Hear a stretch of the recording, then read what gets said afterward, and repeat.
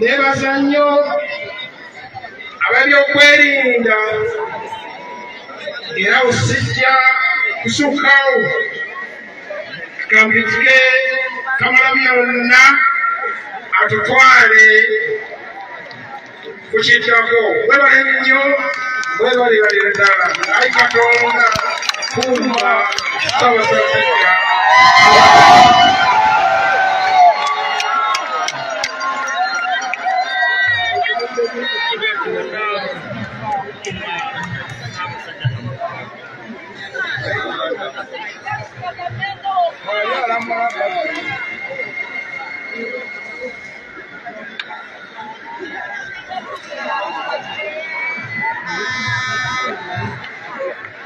tekiriko kyamu eko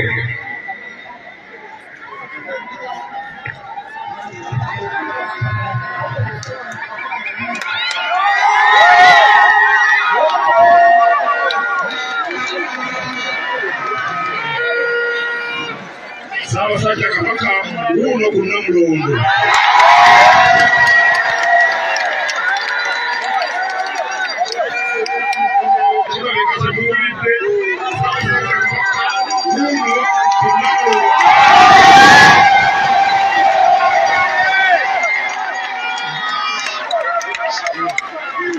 emyaka 10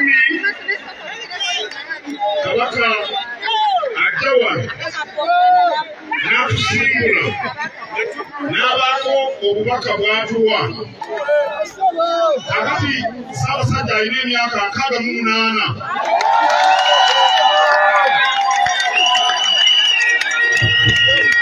mu myaka egyo abadde ajjako obubaka obw'enjawulo mwagala Buganda edde ku ntikko munakola Kabaka byabagamba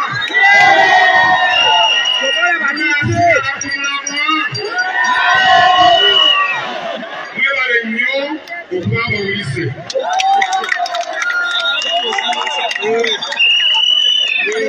kakati mu misinde gino mwasembayo okuwulira Kabaka ng'ayogera emyaka 4 olwaleero asiimye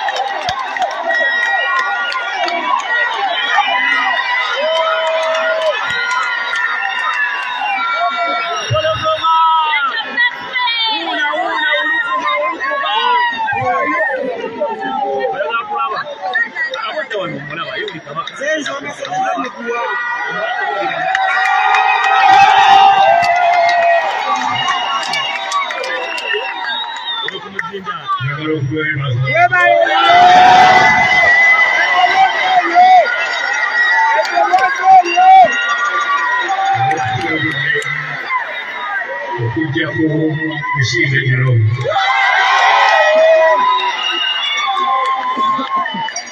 mukubira enkuba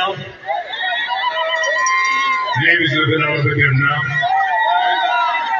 kintu kyakigwa nnyo olutalo lwa Siriiri lukulu nnyo twagala abafudde abantu baffe babeere nga balamu nga bamanyi engeri gyebasobola okwekuuma n'okulabira enganda zaabwe bannaabwe nga balina obulwadde buno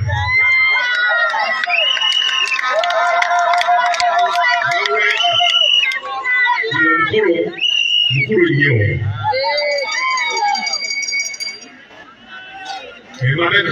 emabegaawo bantegeeza nti lwani afafeerero eri kumpi okufuuka ezimu ku mbire ezisinga okuba n'ekitiibwa mu nsi yonna.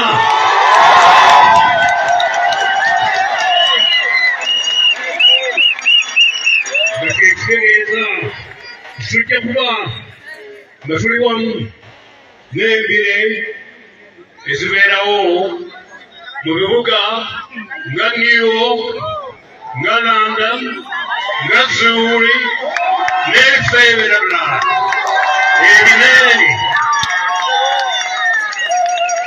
mu nsi yonna. N'olwekyo mbasaba nti tugende mu maaso, tugende mu maaso ne tweyongera obungi nga tukola ku nsonga ez'obulwadde obwa siriimu. Nziramu okwebaza mwebale nnyo okujja Katonda abakuume.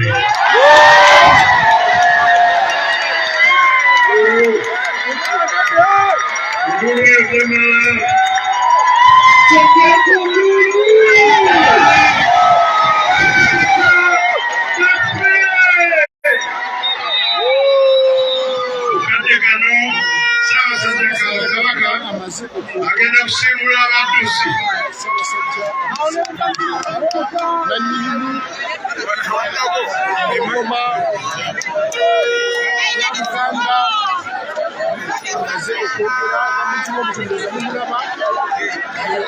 Ssaabasajja Kabaka agenda kusimbula abaddusi ng'akulira abaddusi si mulala ye Mulangira Daudi Wasajja. Addukira ddala 21 mu baddusi abakulu mulimu ambasada wa Germany, ambasada wa Egypt, n'omukulu wa UNAIDS, Professor Sheila Julu ne Jack Mahoga, n'omukulu wa UNDP bonna bagenda kudduka.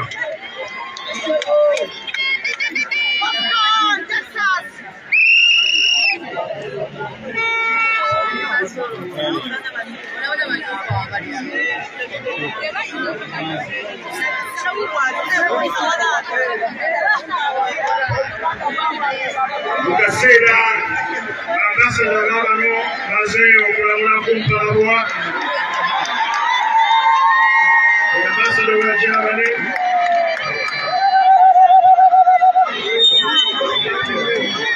n'omukulu ambasada w'e Misiri, Egypt,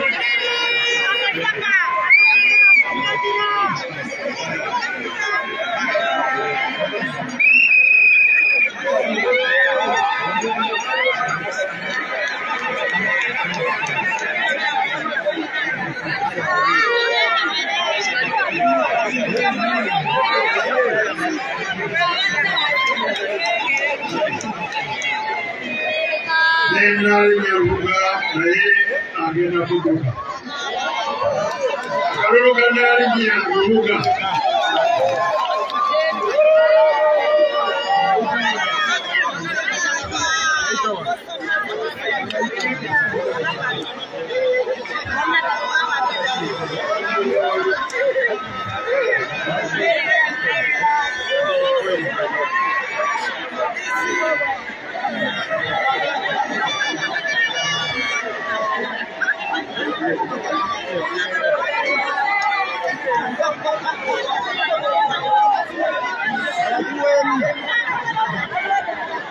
wange negonjebwa kusaba muserengete musimbule abaddusi. Tusaba abagenda okudduka ebisinga 21 nga bamusembera ku starting point. Ab'ekumi abagenda okudduka ebisinge kilomita 5 tusaba wano ku stage. Ssaabasajja Kabaka ajja kuwerekerwako abantu bagende babale bwe muli Katikkiro wa Buganda, omumyuka asooka era ssentebe w'akakiiko akateesiteesi, ssenkulu wa Airtel, ssenkulu wa IMM Bank, ambasada Ntwamenye n'abalala. Kale bannaffe emisinde gigyo gitandise. Mukulu Patrico tuwemwawuka hayi tweyaze ekitiibwa basabala banyabendulu ya Ssaabasajja sigiwulira akalulu kasabasajja sikawulira empologoma esiibi esibula ebisimba kilomita 21 twatuba kusembera watandikirwa twabasooka okusimbula kilomita 10 tuddeko olwo aba kilomita 5 tulyoke tuddeka naye tumwongera enduulu kilomita 21 bwe tusimbula tugenda paka ku Bulange, netugenda ku Walituma Road, netugenda ku Masiro, netugenda Makerere University, netugenda Rwandegeya, netugenda paka ku Garden City, Industrial Area, ate netukomawo side. Twongera enduulu ey'amaanyi Ssaabasajja sibiwuya ffe! Enduulu abasigiwulira! Enduulu ya Ssaabasajja wuyabira kusimbula emisinde. Ssaabasajja Kabaka awangale!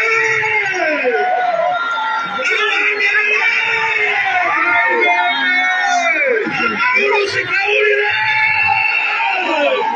Ssaabasajja asiimye abawubirako. Lwatyo agenda kusimbula era bw'anaawanika bendera tugenda kumala ku Ziro.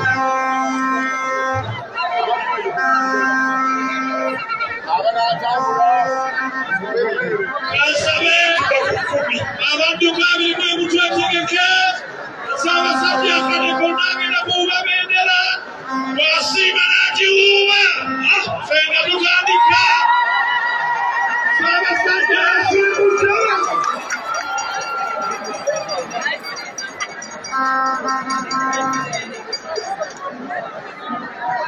Twetegeke abakilomita 21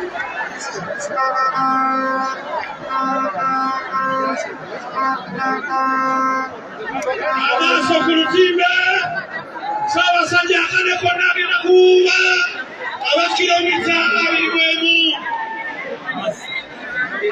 Abakilomita 21 batandise twetegeteeke kilomita 10 twateeketeeke aba 21 basimbudde. Ssaabasajja azzaako kilomita 10 ate era asembyeyo kilomita 5.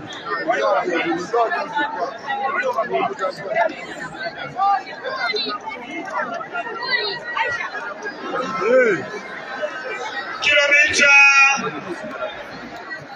10 Ssaabasajja awuye akalulu sikawulira Ssaabasajja asimbudde abakilomita 10 kati abakilomita 5 wetegeteeke obutambule ab'ebbiri obaleta